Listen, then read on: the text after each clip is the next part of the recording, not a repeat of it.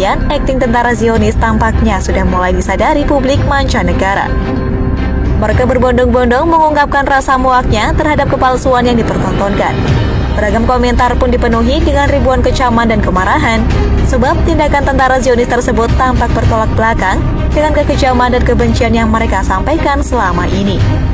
Sebagaimana sikap Benjamin Netanyahu dan para jajaran pejabat tinggi Israel hingga penduduk sipil, termasuk tentara Israel itu sendiri, yang mana mereka semua mengungkapkan bahwa warga Gaza harus dihabisi. Dan yang paling parah, mereka menganggap warga Gaza bukanlah manusia, melainkan hewan yang tidak pantas dikasihani. מטילים מצור מוחלט על העיר עזה. אין חשמל, אין מזון, אין מים, אין דלק. הכל סגור. אנחנו נלחמים בחיות אדם ואנחנו נוהגים בהתאם. Dan dari pernyataan tersebutlah, kemudian angka-angka kematian di jalur Gaza terus meningkat. Bayangkan, lebih dari 11.000 warga sipil tewas akibat jet tempur Israel yang tak henti-hentinya membombardir jalur Gaza. Ditambah lagi, fasilitas umum seperti rumah sakit, masjid, hingga gereja tak luput dari serangan udara Zionis yang mana menambah jumlah korban tewas di jalur Gaza. Bahkan, pabrik roti, bantuan makanan dan minuman dari mancanegara yang diperuntukkan bagi warga Gaza diserang oleh jet tempur Israel.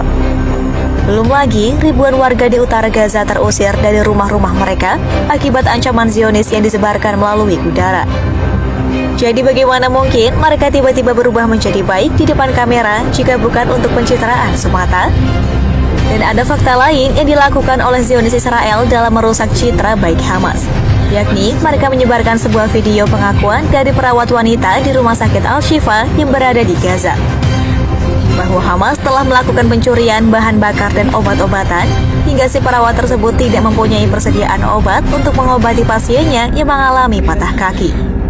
Dan lagi-lagi, pertolongan Allah pun terjadi. Kebohongan Israel terbongkar ketika masyarakat dunia yang pro-Palestina penasaran, mereka mulai mencari kebenaran dari video tersebut.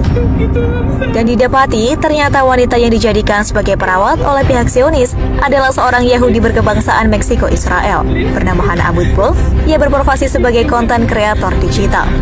Menanggapi hal ini, si wanita pun mencoba klarifikasi jika bukan ia sosok perawat yang dituduh oleh orang-orang. Namun, tampaknya bantahan tersebut sia-sia karena bukti semakin besar yang menunjukkan bahwa itu adalah dia. Lalu yang cukup memalukan lagi adalah kesaksian palsu dari juru bicara militer Israel Daniel Hagari, di mana pada sebuah video ia mengaku telah berada di jalur Gaza, tepatnya di rumah sakit Rantisi yang dikhususkan untuk menangani pasien anak untuk penyakit kanker. Rantisi menjadi salah satu dari 4 rumah sakit di Gaza yang dikepung oleh tank-tank Israel. Daniel Hagari mengatakan bahwa rumah sakit ini digunakan oleh Hamas sebagai markas mereka dalam menahan para sandera. Juru bicara pasukan pertahanan Israel atau IDF, Daniel Hagari, mengklaim punya bukti terkait tuduhan tersebut. Hagari kemudian berujar, ini sedang kami selidiki, namun kami juga memiliki intelijen yang memverifikasinya. Jubir itu menjelaskan, pasukan Israel menemukan gudang senjata granat, rompi bunuh diri, dan bahan peledak lain di ruang bawah tanah rumah sakit. Pasukan Israel juga menemukan sepeda motor dengan bekas tembakan yang mereka sebut dipakai oleh Hamas. Dalam rekaman itu, Hagari juga menunjukkan sebuah tempat tinggal, termasuk dapur kecil serta terowongan di sekitarnya yang dianggap mengarah ke rumah seorang komandan senior Angkatan Laut Hamas.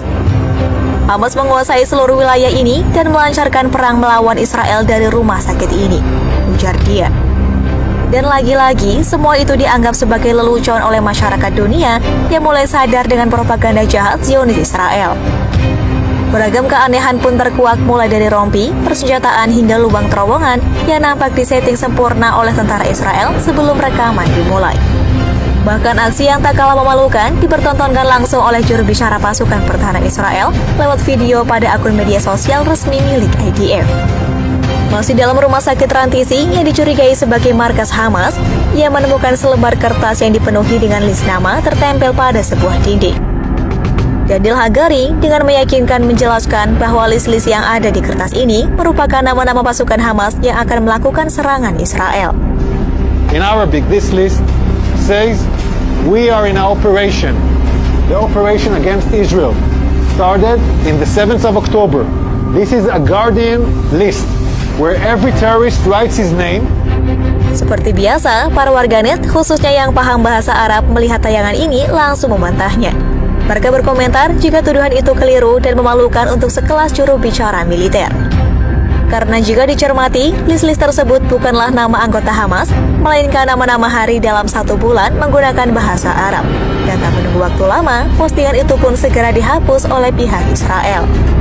Kekeliruan yang berulang kali dilakukan oleh pihak Israel tampaknya membuat warga dunia semakin sadar bahwa Zionis mencoba menjadi sosok pahlawan bagi warga Gaza dalam sekejap usai melakukan genosida tergilanya selama 1 bulan penuh yang merenggut nyawa lebih dari 11.000 korban.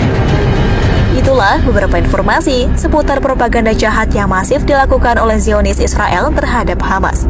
Semoga semakin banyak lagi yang sadar ya, apalagi warga tanah air kita. Masa Presiden Jokowi dan menteri-menterinya saja secara gamblang berupaya keras menyuarakan kemerdekaan untuk Palestina, tapi segelintir rakyatnya malah mendukung penjajah. Sungguh ironi memang otak kaum ini. Kita doakan semoga mereka segera mendapatkan hidayah ya. Amin ya rabbal alamin. Wassalamualaikum warahmatullahi wabarakatuh.